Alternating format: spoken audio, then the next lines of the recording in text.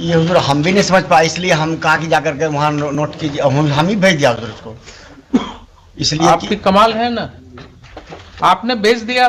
इसलिए वो हुजूर ये तीनों तो दुबे जी हैं, वही जो तीनों वही हैं हुजूर। तो ये लोग अपने विरुद्ध में लॉन्च करेंगे एफआईआर? तो नहीं लॉन्च करेंगे, तो भाई 2 आदमी के खिलाफ करके नोट करके कर देगा। तब इसको मंडे को कर दिया जाए हुजूर। हमें नहीं, मंडे नहीं होगा। This court will be sitting here 12 बजे रात तक, मुझे बैठने में कोई दिक्कत नहीं है। दिस इज माई कोर्ट, तो हम किस I can sit up to 12 o'clock। तो हम एसपी से बात करते हैं। तारीख बदलेगा 12 बजे के बाद, मालूम है ना जी हुजूर। तो इसको कल कर दिया जाए हुजूर ना, तारीख 12 बजे रात के बाद बदलता है ना। ये आज का हमारा कोर्ट है और बिल्कुल 12 बजे रात के पहले ये बेंच अवेलेबल है। आप पूछिए उनको कितनी देर लगेगी उनको आने में। लेकिन हुजूर ये बात तो फैक्ट है कि कोई लेकिन की नहीं, वो अपने खिलाफ एफआईआर नहीं करेगा। खान साहब ऐसा है जी जी, क्या होगा नहीं होगा वो तो देखेंगे बाद में। ठीक, उनके अपने कंडक्ट को हम बात कर लेते हैं। हाँ, आप मुझे बताइए कि कितनी देर लगेगी उनको आने में। कौन से ऑफिस में काम करते हैं ये? जिला पंचायत कार्यालय में। जिला पंचायत कार्यालय में। तो हाईकोर्ट को इतना मशक्कत क्यों करना पड़ा? आप आगे आइए जरा। हाईकोर्ट को इतनी मशक्कत क्यों करनी पड़ी आपसे ऑर्डर कंप्लायंस कराने में? आपको कानून के दायरे में रहना नहीं आता है क्या? क्या समस्या है आपकी, बताइए। क्यों आपने इतना इस मैटर में इतना डिले क्यों किया? कोर्ट को आप क्यों उल्टा पुल्टा समझाते रहे, कुछ कभी कुछ और?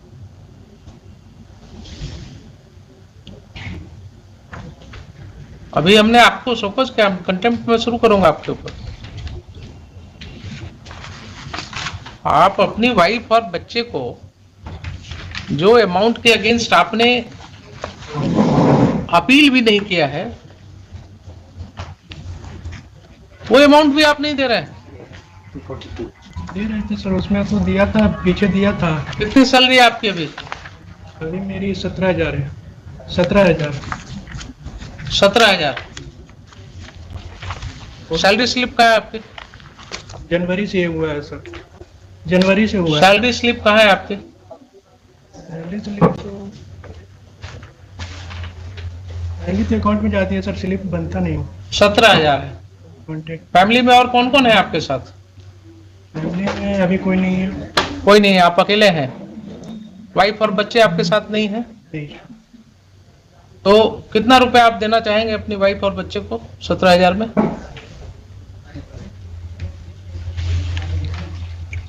उन्होंने इन्हांसमेंट के लिए प्रेयर किया है कि ये जो रुपया दिया गया है वो कम दिया गया है उनको, तो आप कितना रुपया उनको देना चाहेंगे?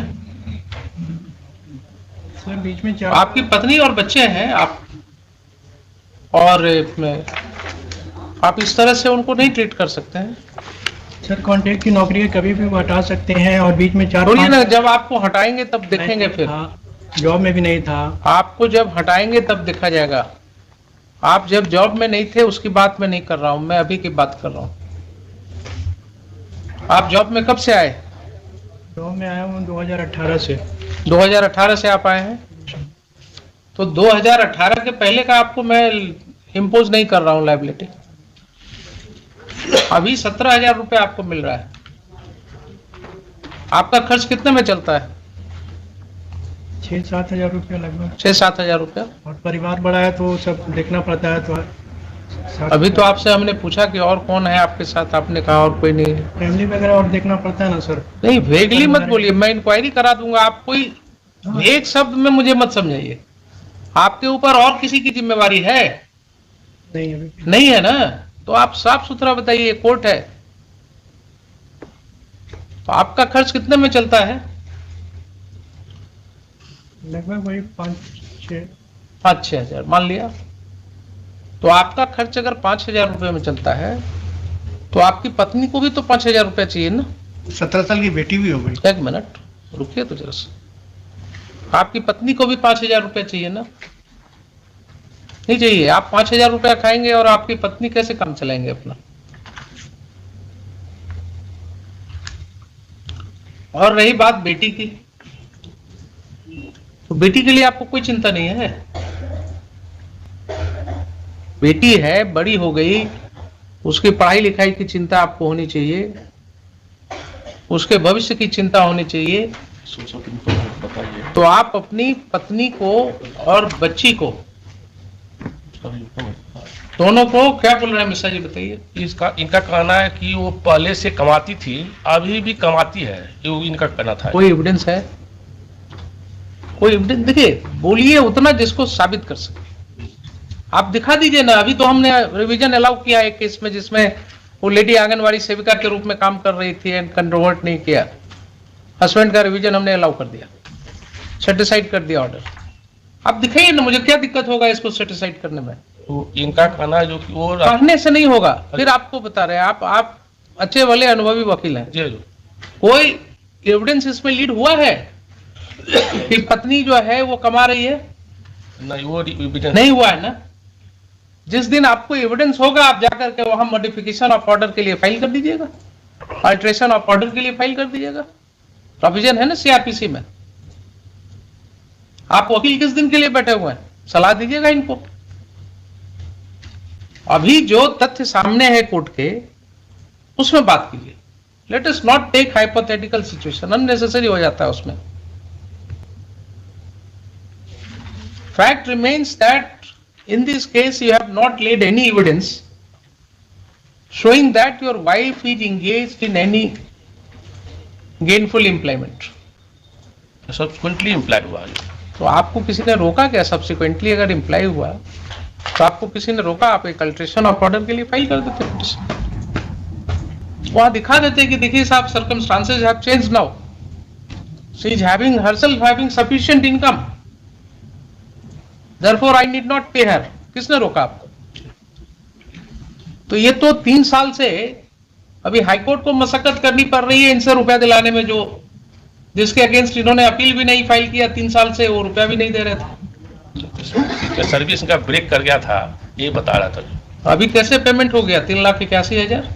तो हजूर का डंडा चला था, हजूर कोर्ट का डंडा चला था। कोर्ट का डंडा नहीं होता है, कोर्ट का डंडा कोर्ट कभी नहीं चलाती है।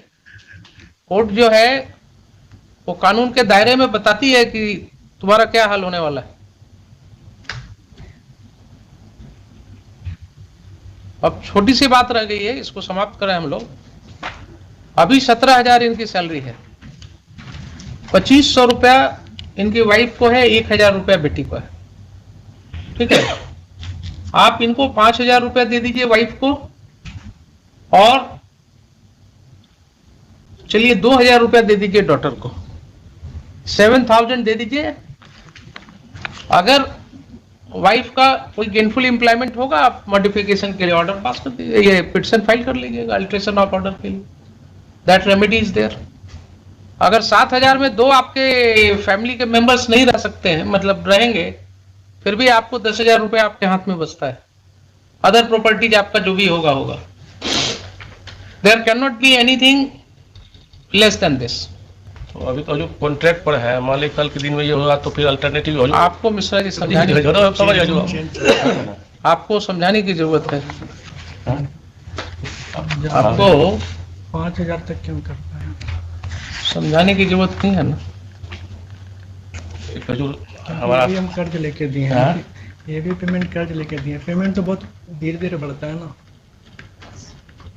वो कर्ज आप ऐसे ही लेते रहिएगा। आप जिस तरह से बिहेव कर रहे हैं अपने बच्चों के साथ, बेटी के लिए आपको कर्ज लेना पड़ रहा है। बेटी के लिए इतने दिनों से आपको ये नहीं समझ में आया कि 1,000 रुपया मिला है, वो दे दें कम से कम। उसके बच्ची का क्या दोष है साहब? आप लोग वाइफ हस्बैंड दोनों झगड़ा किए, उसमें उस बच्ची का क्या दोष है? आपको समझ में नहीं आती बात?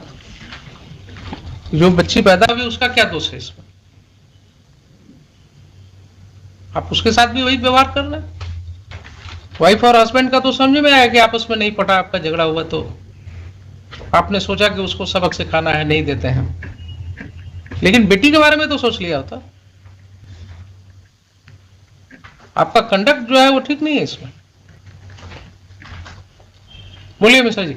जो हमारा सजेशन होगा कि 2,025 कर दिया जाए, जो इनका 3,000 कर दिया जाए। 3,000 नहीं, मतलब उनका भी है 5,000 और 2 7,000। दूँ तो उसको हम उसके ऊपर नहीं कहें, रिक्वेस्ट करेंगे जो इसका 25 से 3,000 कर दिया जाए, क्योंकि नहीं ये अभी भी हजूर ये जो बता रहे थे ये लोन लेकर के पैसा दिए हैं उसको, मुझे कुछ मालूम नहीं। इनका कंडक्ट जो है ना, इनका कंडक्ट मुझे समझ में आ रहा है। लिखिए।